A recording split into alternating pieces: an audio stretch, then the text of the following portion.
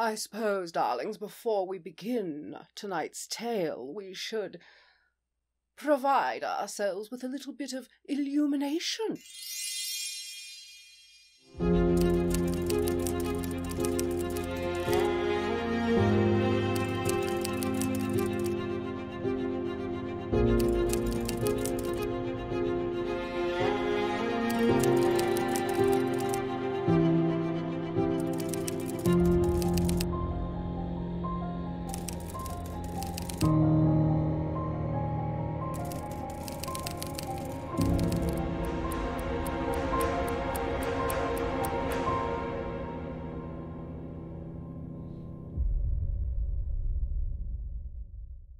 Good evening, seekers of shadows and keepers of forbidden thoughts.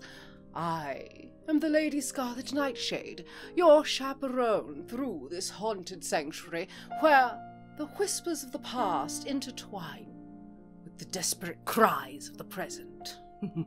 Tonight, we gather here in the West Wing Library, a place where secrets are never truly buried, and the night listens with an eager ear. Before we begin tonight's tale of madness and obsession, let us linger for a moment on the tragic fate of its author, lost to the world in 1849, a brilliant mind stuffed out far too soon. Pity, really, though not altogether unexpected when one dances so closely with the darkness. We met one fateful night when Poe found himself tangled in a wager he could not resist, a bet with consequences far beyond mortal understanding. And he, ever the curious soul, took my dare without hesitation. His eyes widened, not with fear, but with fascination. The way his quill scratched furiously against his notebook, capturing every pulse. Oh, it was a sight to behold, indeed. And when he asked, was it real or just a fevered dream, I merely laughed, knowing I'd woven myself into his mind forever. So quaint. I left such a mark on him, compared with others I encountered in Providence, upon whom I left too. Tonight's tale is not merely a story, no. It's a confession torn from the trembling lips of a tortured soul. It speaks to the frailty of the human mind, of the thin line between sanity and the seductive lure of madness. In these pages, we shall witness an obsession that festers like a wound, unseen yet ever present, a fixation on a single, unblinking eye that drives a man to the very brink. As we navigate this tale, the heartbeat of guilt grows louder, echoing through the corridors of the mind until it is impossible to silence. A tale of meticulous planning and unraveling nerves, where every breath is a struggle against the inevitable. So then, into the grimoire we go. Submitted for the approval of the Nightfall Society, I humbly present The Telltale Heart by Edgar Allan Poe, originally published in 1843 by James Russell Lowell, the Pioneer. True, nervous, very, very dreadfully nervous I had been. And am. But why will you say that I am mad? The disease had sharpened my senses, not destroyed, not dulled them. Above all was the sense of hearing acute. I heard all things in the heaven and in the earth. I heard many things in hell. How then am I mad? Hearken, and observe how healthily, how calmly I tell you the whole story.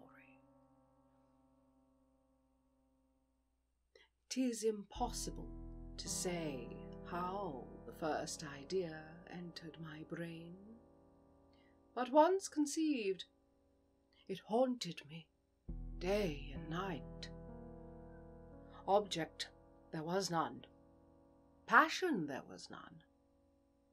I loved the old man. He had never wronged me. He had never given me insult. For his gold I had no desire. I think it was his eye. Yes, it was this. He had the eye of a vulture, a pale blue eye with a film over it. Whenever it fell upon me, my blood ran cold, and so, by degrees, very gradually, I made up my mind to take the life of the old man, and thus rid myself of the eye forever. Now, this is the point. You may fancy me mad. Madmen know nothing. But you should have seen me. You should have seen how wisely I proceeded. With what caution, with what foresight, with what dissimulation I went to work. I was never kinder to the old man than during the whole week before I killed him. And every night, about midnight, I turned the latch of his door and opened it. Oh, so gently. And then, when I had made an opening sufficient for my head, I put in the dark lantern, all closed that no light shone out, and then I thrust in my head. Oh, you would have laughed to see how cunningly I thrust it in. I moved it slowly, very, very slowly, so that I might not disturb the old man's sleep. It took me an hour to place my whole head within that opening so far that I could see him as he lay upon his bed. Ha! Would a madman have been so wise as this? And then, when my head was well in the room, I undid the lantern, cautiously, oh, so cautiously, for the hinges creaked. I undid it just so much that a single thin ray fell upon the vulture eye.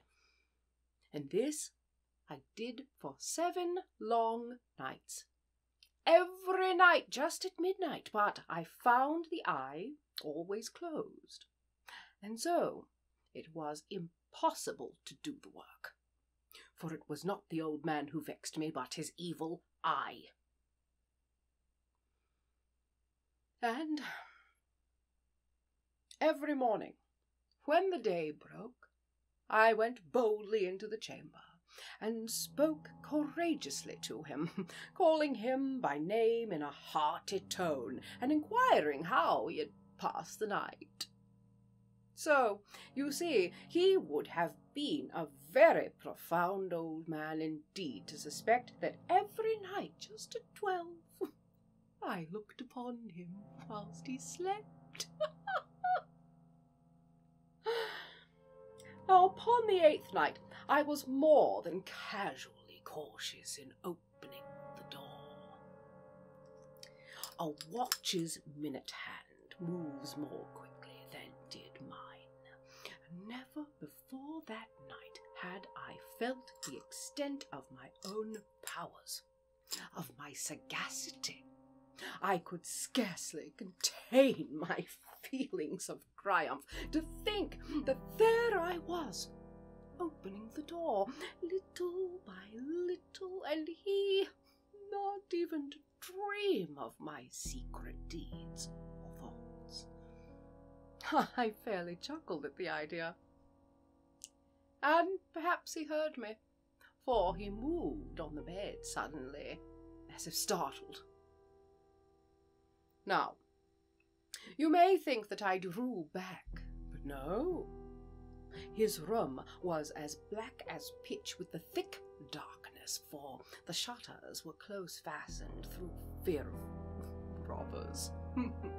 And so I knew that he could not see the opening of the door, and I kept pushing it on, steadily, steadily.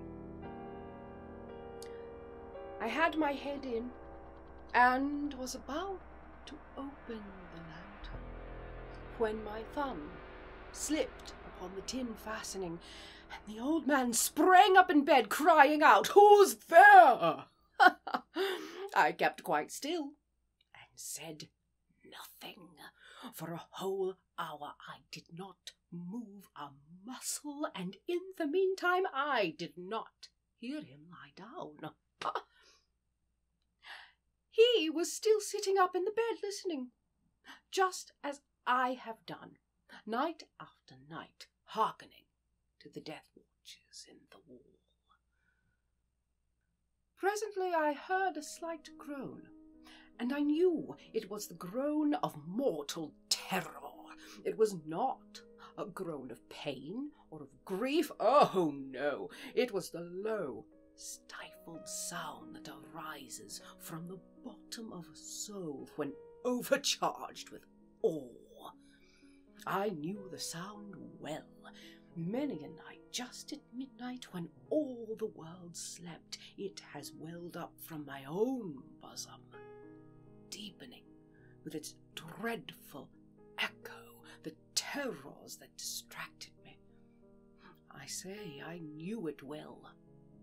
I knew what the old man felt, and pitied him, although I chuckled at heart. I knew that he had been lying awake ever since the first slight noise, when he had turned in the bed. His fears had been ever since growing upon him. He had been trying to fancy them causeless, but could not. He had been saying to himself, "It's nothing but the wind in the chimney. It's only a mouse crossing the floor." Or, "It's merely a cricket which has made a single chirp." Yes. He had been trying to comfort himself with these suppositions, but he had found all in vain. All in vain, because death, in approaching him, had stalked with his black shadow before him, and enveloped the victim. And it was the mournful influence of the unperceived shadow that caused him to feel, although he neither saw nor heard, to feel the presence of my head within the room. When I had waited a long time, very patiently, without hearing him lie down, I resolved to open a little, very, very little crevice in the lantern. So I opened it. You cannot imagine how stealthily, until at length a single dim ray, like the thread of the spider, shot from out the crevice and fell upon the vulture eye. It was open, wide, wide open, and I grew furious as I gazed upon it. I saw it with a perfect distinctness, all a dull blue, with a hideous veil over it that chilled the very marrow of my bones. But I could see nothing else of the old man's face or person. for I had directed the ray as if by instinct precisely upon the damned spot. And now, have I not told you what mistake for madness is over acuteness of the senses? Now, I say, there came to my ears a low, dull, quick sound, such as a watch makes when enveloped in cotton. I knew that sound well, too. It was the beating of the old man's heart. It increased my fury, as the beating of a drum stimulates the soldier into courage. But even yet, I refrained, and I kept still. I scarcely breathed. I held the lantern motionless.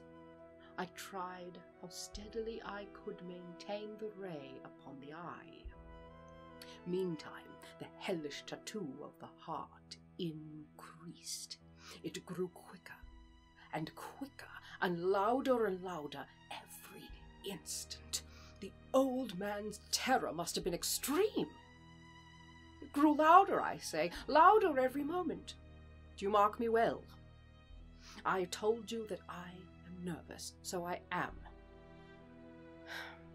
And now, at the dead hour of the night, amid the dreadful silence of that old house, so strange a noise as this excited me to uncontrollable terror. Yet, for some minutes longer, I refrained and stood still.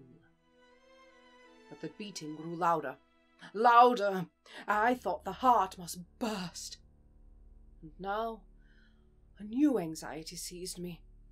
The sound would be heard by the neighbour. The old man's hour had come. With a loud yell, I threw open the lantern and leapt into the room. He shrieked once. Once only. In an instant, I dragged him to the floor and pulled the heavy bed over him, and then I smiled gaily to find the deed so far done. But for many minutes, the heart beat on with a muffled sound. This, however, did not vex me. It would not be heard through the wall. At length it ceased.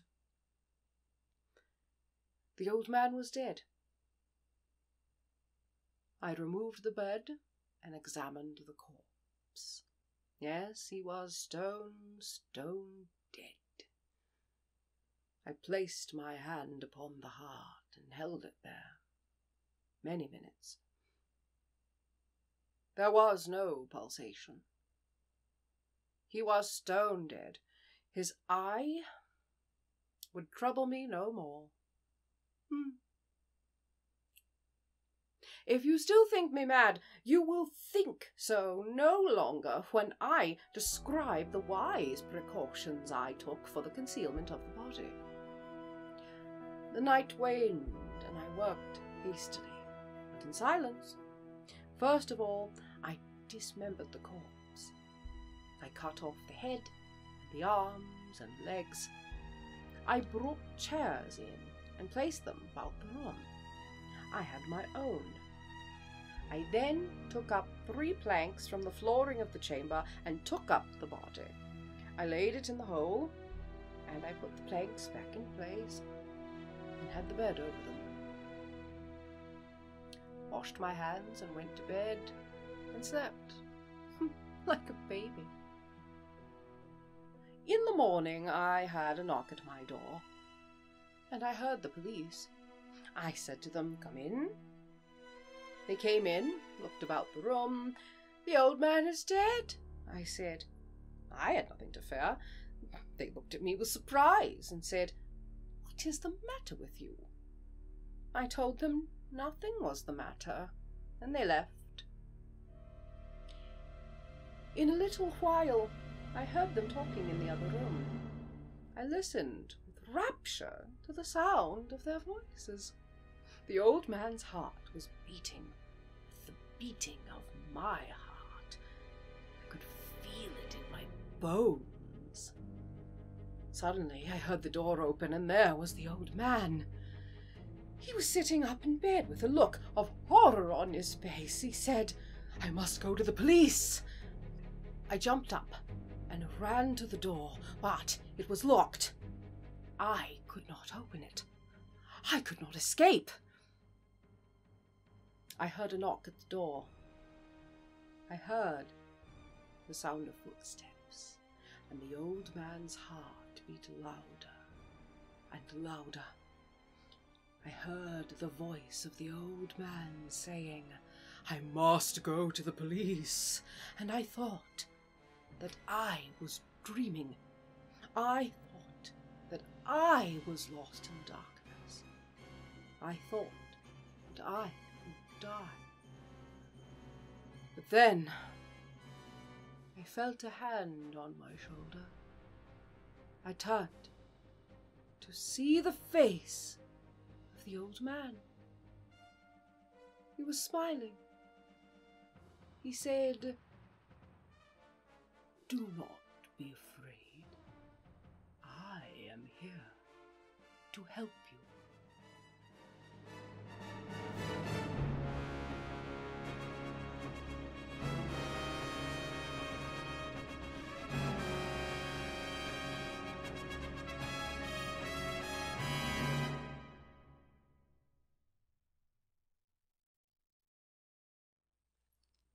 Thank you for venturing into the depths of madness with me tonight, for bearing witness to a mind undone by its own obsessions. If your own heart quickened with each beat, perhaps you too have felt the weight of an unquiet conscience.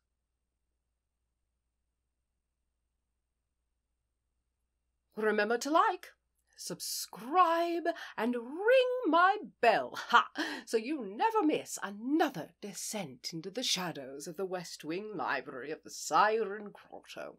Your presence keeps the darkness alive and the tales ever turning. And if you wish to receive even more exclusive content, make sure to take a look at the Patreon account that is linked in the description below this lovely little video. Explore your creativity to the ocean's edge with Siren. And so, darkly beloveds, that concludes another wonderful evening of stories with me. Until next time, to efficiency, enterprise, and ingenuity. And, as always, I remain your night narrator, the Lady Scarlet Nightshade. Pleasant nightmares.